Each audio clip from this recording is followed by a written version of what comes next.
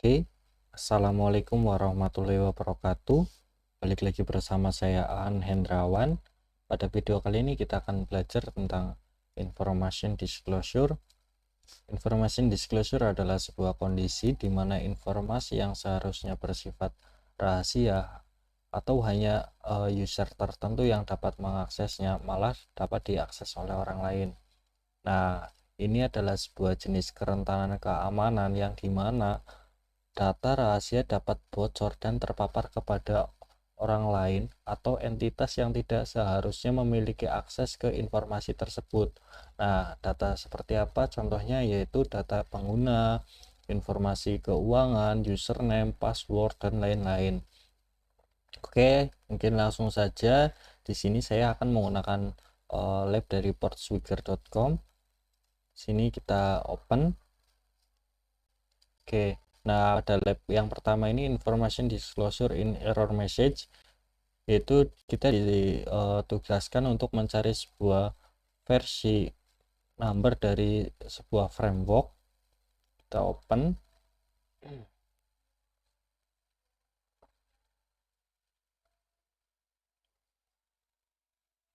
Oke, di sini kita bisa coba ke salah satu detail produknya.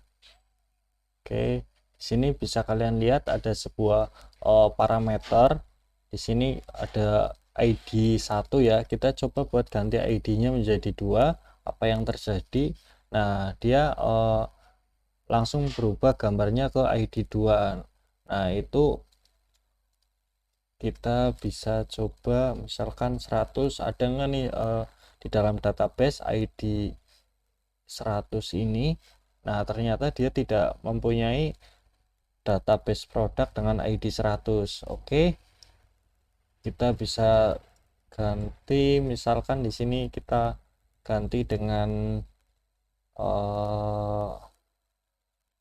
pop kayak gini.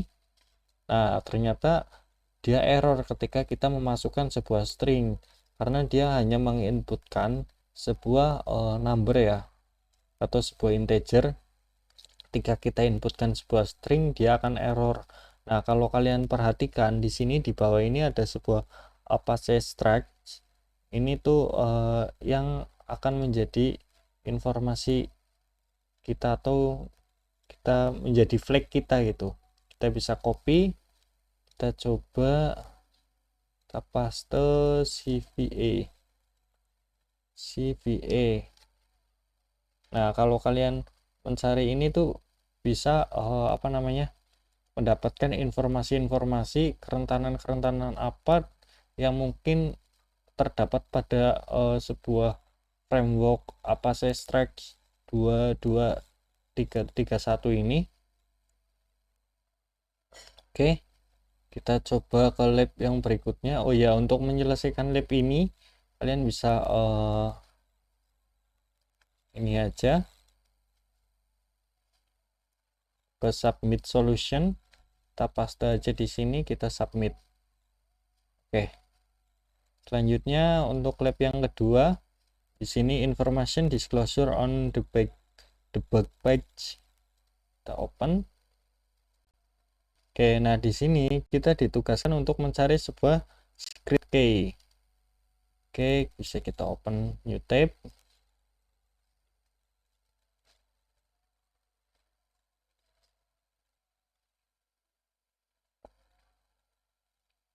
Oke, di sini kita coba dengan cara seperti yang pertama, pada lab yang pertama.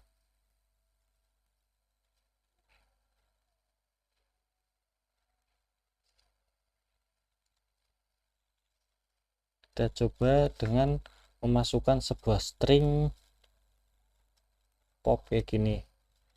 Nah, ternyata ketika kita memasukkan sebuah string, dia value-nya invalid product ID. Berarti tidak bisa nih, walaupun kita memasukkan sebuah string, dia tetap mengembalikan sebuah informasi bahwa produk tersebut itu tidak ada di dalam database. Nah, oke, kita bisa coba lihat ke inspect. Kita lihat source code-nya. Kita bisa masuk ke source. Oke, kita bisa mencari sebuah informasi di sini. Mungkin saja ada sebuah nah, kalau kita bisa lihat di sini, benar kita mendapatkan sebuah informasi, yaitu ada sebuah URL yang menunjukkan ke CGA bin/php.info, yang artinya di sini dia itu berisikan informasi php.info ya, atau php info. Kita coba, kita copy. Kenapa seperti ini di komentar kayak gini? Nah, ini termasuk dari kecerobohan dari developernya. Ketika mendevelop sebuah aplikasi, dia lupa tidak menghapus sebuah komentarnya, yang bisa dimanfaatkan oleh para hacker untuk melakukan serangan atau investigasi file-file apa yang terdapat pada sebuah website tersebut. Oke, di sini kita bisa kopikan, paste. Oke, nah di sini kita bisa dapatkan sebuah file php.info, php info. Oke, di sini kita ditugaskan untuk mencari secret key. Kita bisa copy aja, kita Ctrl F, secret key. Oke, di sini kita mendapatkan sebuah 1, 2, mendapatkan 2 secret key, yang kalau kita lihat ini value-nya sama ya. Kita bisa copy aja ini, kita copy, terus kita kembali lagi,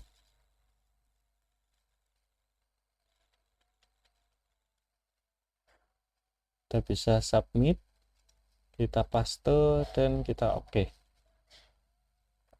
Oke, untuk selanjutnya kita masuk ke lab yang ketiga, yaitu source code disclosure via backup file. Oke, kita coba buat inspect lagi. Kita cari apakah ada sebuah file-file yang menjadi acuan terhadap kita, atau kode-kode maksudnya yang bisa menjadi acuan kita.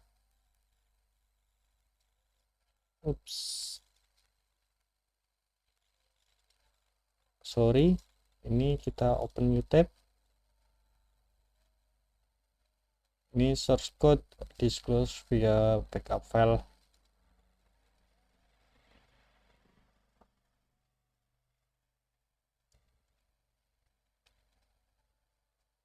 Kita bisa cek lagi dengan cara inspect. Kita masuk ke source, kita cek indeks HTML-nya. Oke, dan ternyata kita tidak menemukan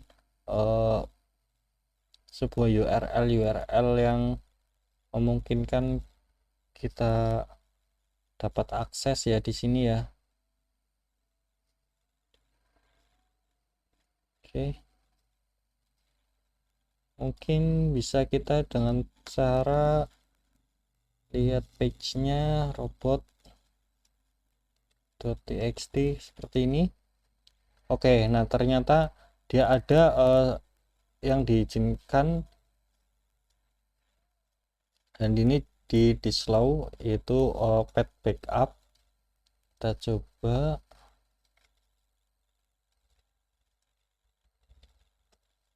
kita akses. Nah, di sini ada sebuah index of backup. Kita bisa akses product temporary, produk template-nya. Oke, kalau kalian lihat di sini ada sebuah kelas ya yang merujuk ke dalam database. Ini di sini kita ada lihat sebuah localhost dengan port 5432. Terus di sini kita mendapatkan sebuah password. Kita copy. Oke.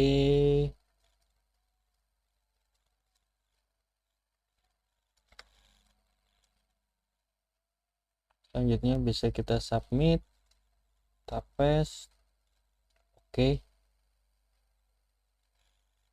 Nah, selanjutnya kita masuk ke lab yang keempat, yaitu authentication bypass via information disclosure.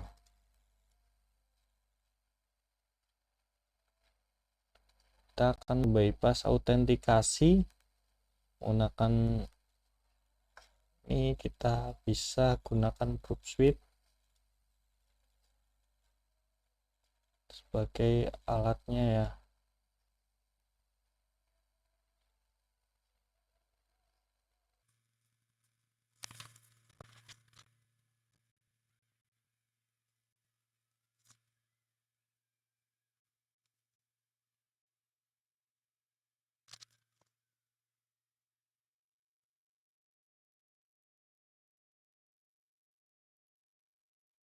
Oke, di sini kita masuk ke proxy, kita enter step on, terus kita nyalakan proxy-nya, proof suite, terus kita refresh. Kita masuk ke proof suite lagi, terus kita send to repeater. Ini kita off-kan aja. Oke, bisa kita lihat. Untuk itu kita bisa coba dulu. Di sini kita disuruh untuk menghapus sebuah username Carlos, dan di sini kita mendapatkan akses username winner dan passwordnya Peter ya. Nih, kita bisa login.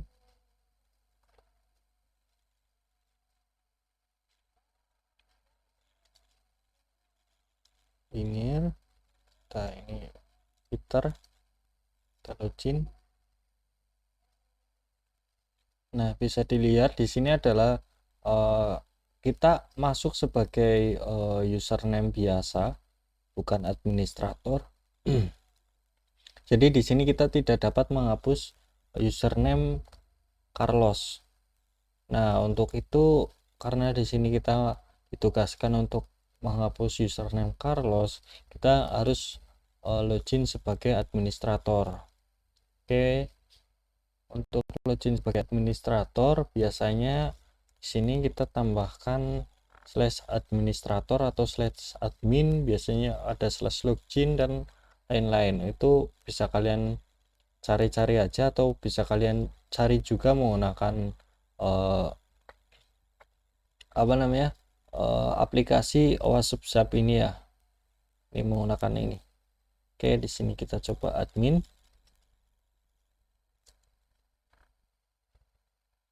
Oke, nah ternyata di sini tuh di filter hanya di sini ada pesan admin interface only available to local user. Nah, di sini hanya local host saja yang dapat mengakses usernya. Nah, oke, kita masuk ke sini. Ini kita buktikan lagi di sini, kita /admin.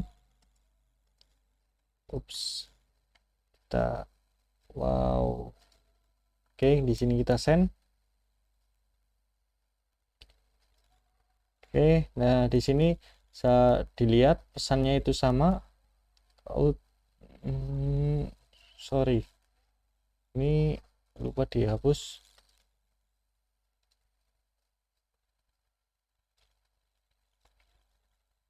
Oke, ini bisa dilihat pesannya sama, admin interface only available to local user.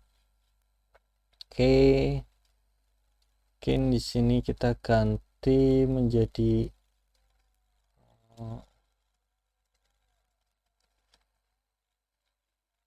threads itu apa? Threads ini biasanya digunakan untuk developer untuk melakukan debugging ya. Kita bisa send. Oke. Nah, di sini bisa kalian lihat di sini ada IP X custom IP authentication. Di sini ada IP public saya. Terus caranya bisa kalian copy aja ini untuk membypassnya. Di sini kalian bisa pastekan, paste, terus IP-nya kita ganti menjadi, kita custom menjadi 127.0.0.1 menjadi IP localhost. Terus kita send. Oke, di sini kita sudah mendapatkan oke, sorry, di sini kita harus kembalikan lagi menjadi get. Kita send. Nah, oke, kalau kalian lihat di sini di render,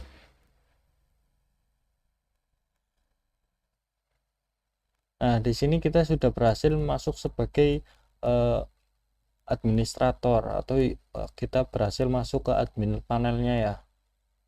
Oke, nah di sini kita ditugaskan untuk menghapus username Carlos. Oke, kita bisa ke Petri, kita coba cari sebuah URL. Oke, ini untuk melakukan delete, ini winner, ini Carlos ya. Oke, bisa kita copy, terus di sini kita paste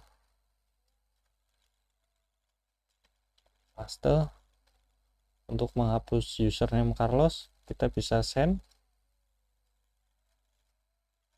Oke, di sini sudah selesai.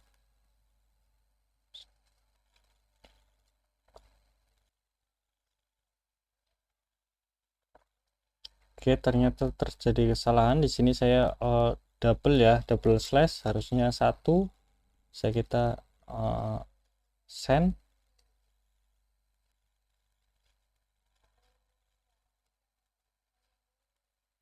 Oke, di sini kita sudah berhasil menghapusnya. Selanjutnya kita bisa cek lagi apakah user Carlos itu masih ada. Kita cek, kita ke get lagi, kita send, kita render. Oke, ternyata benar, user Carlos sudah terhapus. Oke, selanjutnya kita akan menyelesaikan lab kelima dari information disclosure.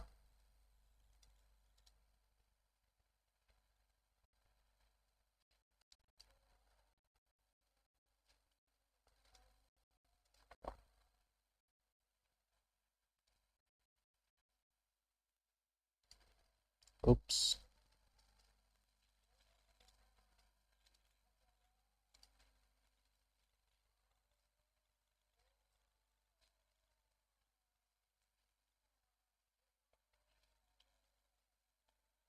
Oke, di sini kita ditugaskan untuk mencari sebuah password dari administrator, dan kita untuk menghapus sebuah Carlos ya, menghapus user Carlos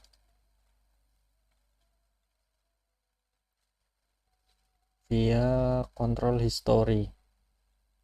Oke,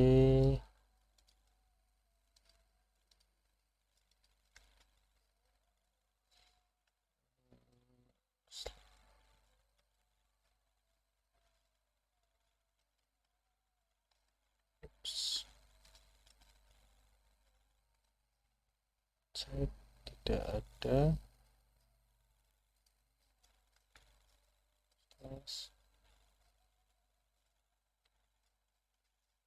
Git.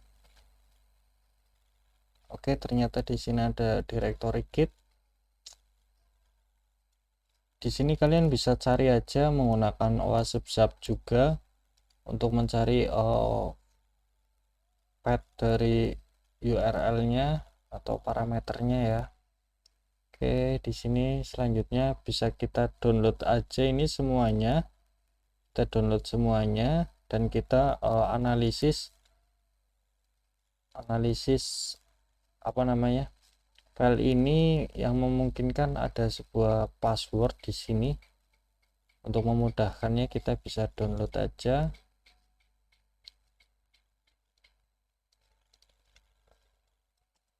Di sini bisa dilihat masih kosong ya.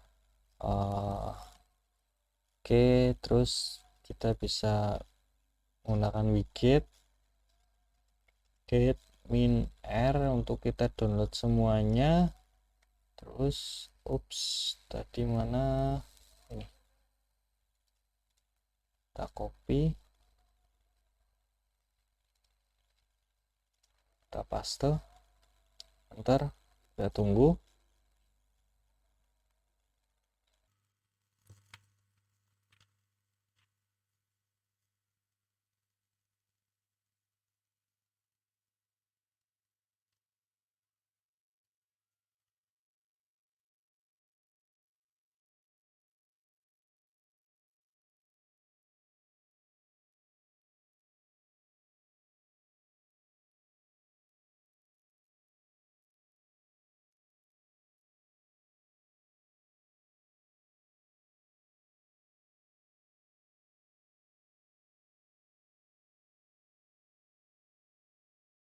Oke, ini sudah selesai, kita bisa cek dan ternyata di sini sudah ada.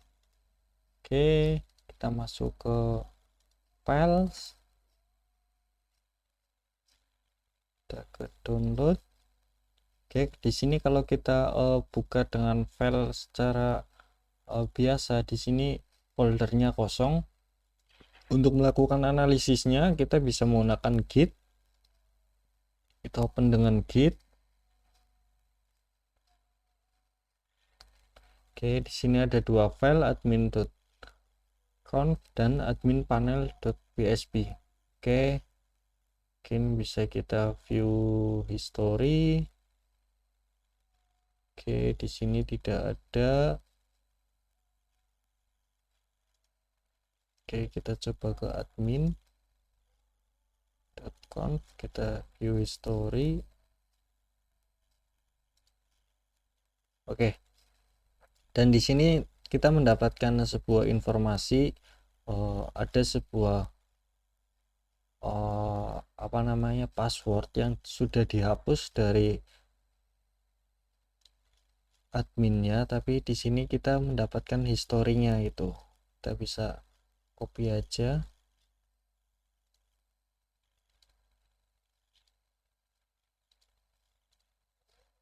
Terus kita masuk ke browser.